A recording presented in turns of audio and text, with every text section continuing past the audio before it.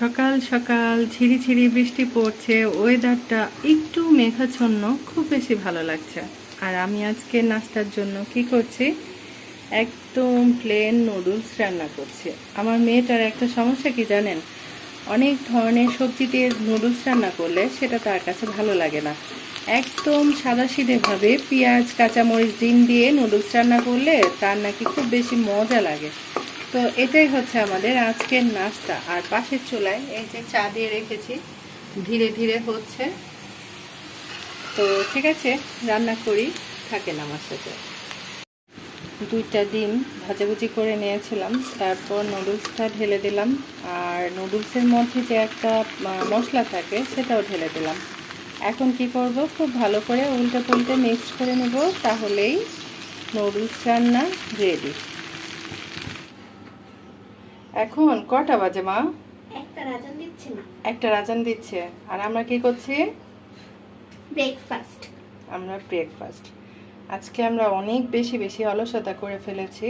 আর এই যে এটা নাও, এটা তোমার নাস্তা।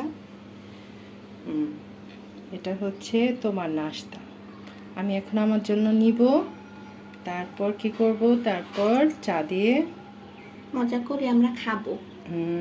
অনেক ঘন করে চাটা বানাই নিয়েছি। আরেকটা কথা বলি, আজকে আমাদের বাসায় হচ্ছে সব রান্নাই ছিল, কিন্তু আমার মনটা একটু খারাপ ছিল যে আম্মু নতুন করে আমার জন্য কিছু করছে না। এখন আবার আমি শাওয়ার নিয়ে এসে দেখি আম্মু চিকেন ভিজিয়ে রেখেছে। পরে তো আমি শকড হয়ে গেলাম। পরে আবার আম্মুকে বলার পরে এখন আম্মু বলছে যে এটা নাকি আমার জন্য করেছে, বের করেছে। পাট শাক বাছাবুছি করে তারপর রান্না করার জন্য চলে আসলাম। প্রিয় ভাই বোন বন্ধুরা, যারা আমাকে শুনছেন বা দেখছেন, সবার কাছে বিনীত অনুরোধ থাকবে, অবশ্যই অবশ্যই লাইক করবেন। প্রথমেই পাট শাক বসাই দিলাম। আর পাট শাক দিয়ে খাওয়ার জন্য কয়েকটা শুকনো মরিচ ভাজাভুজি করে নিচ্ছি। আর এই তো পেঁয়াজ কাটা আছে, তারপর হচ্ছে এখানে রসুন কাঁচামরিচ কাটাকুটি আছে। আর পাট শাকটা অনেকবার ধুয়ে তারপর কুচি করে নিয়েছি। আর শাক পাতা রান্না আমরা সবাই জানি, তাই না? বিস্তারিত দেখানোর কোনো প্রয়োজন নেই।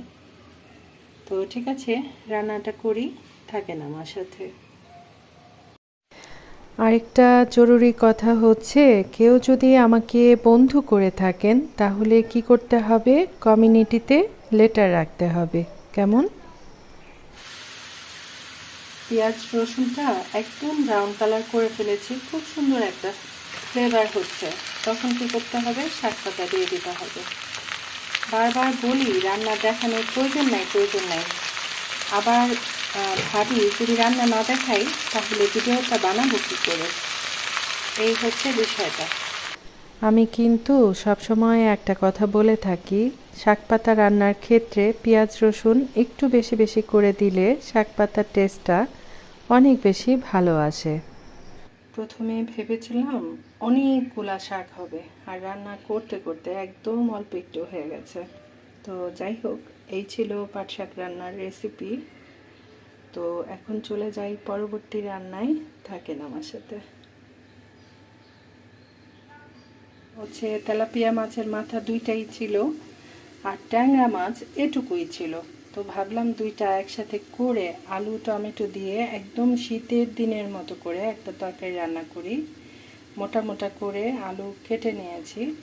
রান্না করার জন্য যাবতীয় মশলা সব কিছু রেডি রেডি রেডি।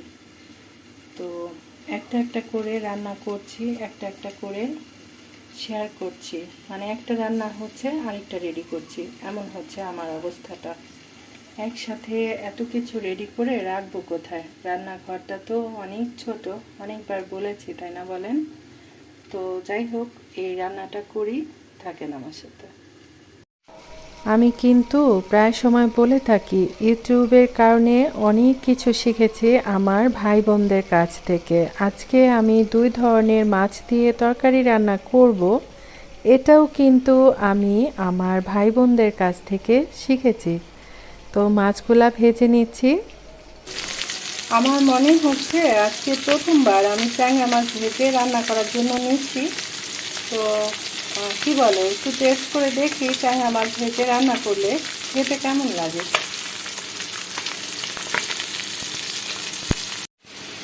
মাছ ভাজা হয়ে গেছে, এখন আলুগুলো একটু ভেজে নিচ্ছি।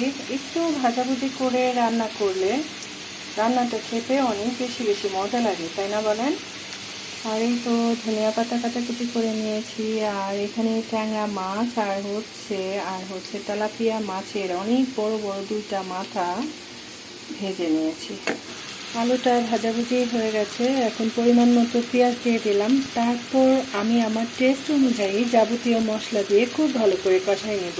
আলুটা কষাই নিয়ে পরিমাণ মতো ঝোল দিয়ে দিব। তারপর কি করছি সেটা দেখার জন্য থাকেন আমার সাথে।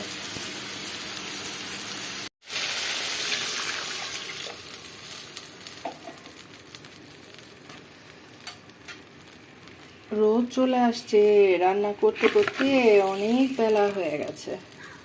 তো কি করলাম, এই যে মাছ ভেজে রাখা মাছগুলো দিয়ে দিলাম। রান্নার ক্ষেত্রে কিছু কিছু কথা আমি কিন্তু প্রায় দিনই বলে থাকি। আমরা সবাই সবার মতো করে রান্না করি।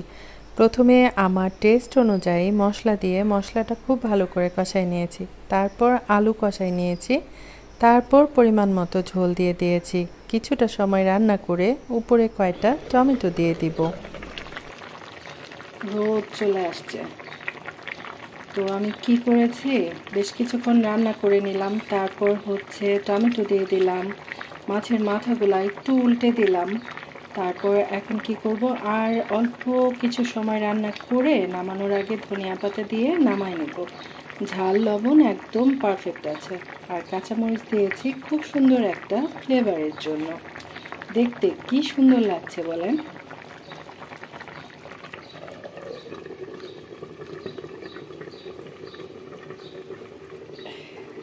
কখনো কটকটে রোদ উঠছে, কখনো মেঘাচ্ছন্ন হয়ে যাচ্ছে। এই হচ্ছে আর কি ওয়েদারের অবস্থা। আর আমার রান্নাঘরটা হচ্ছে পশ্চিম দিকে আর কি। পশ্চিমের রোদ যতক্ষণ থাকবে রান্নাঘরে ততক্ষণ রোদ থাকবে। আর আমি গরমে ছটফট করতে থাকি আর কি। প্রচুর গরম রে ভাই, প্রচুর গরম। চলে আসলাম রান্নাটার ফাইনাল লুক শেয়ার করার জন্য।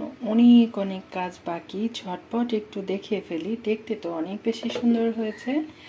আর আমি যেহেতু লবণ টেস্ট করেছি, ঝাল লবণ একদম পারফেক্ট আছে।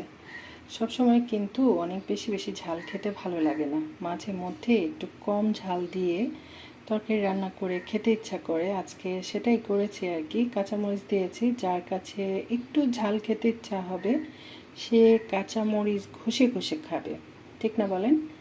তো তারপর চলে যাব পরবর্তী রান্নায়। পরবর্তী যে কী রান্না করব সেটা আপনাদেরকে কিভাবে দেখাই, তারপরও দেখাই। কষ্টের কথা আর কি। আমার মেয়ে তো এই মাছ তরকারি খাবে না, তার জন্য ডিম সিদ্ধ দিয়েছি। একটা ডিম আমি সিদ্ধ খাবো আর কি, আমার অনেক ক্ষুধা পেয়ে গেছে। একটা ডিম সিদ্ধ খাবো আর মেয়ের জন্য দুইটা ভুনা করব। এই হচ্ছে বিষয়টা। এটা অবশ্য বলতে চাইনি, আমাকে প্রায় সময় বলে আমি যে এটা ওটা খাই না, তুমি কেন বলো আমার গোপন সিক্রেট কেন সবার সাথে শেয়ার করো?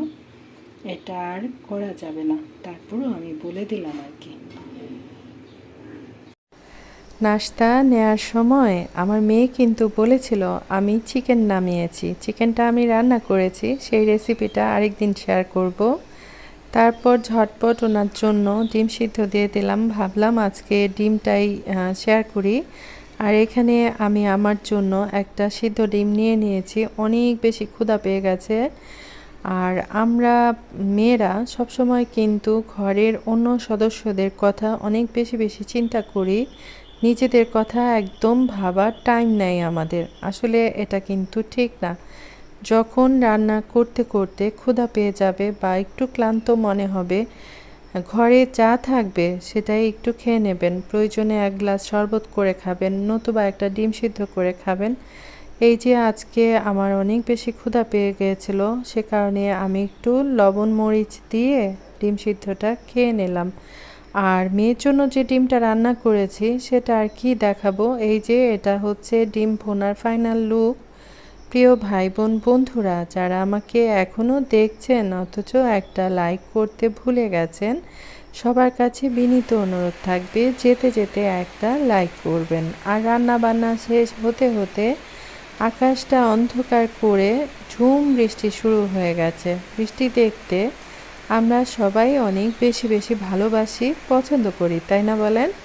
আমার তো ইচ্ছা হয় দৌড় দিয়ে ছাদে চলে যাই, গিয়ে অনেক মজা করে বৃষ্টিতে ভিজি।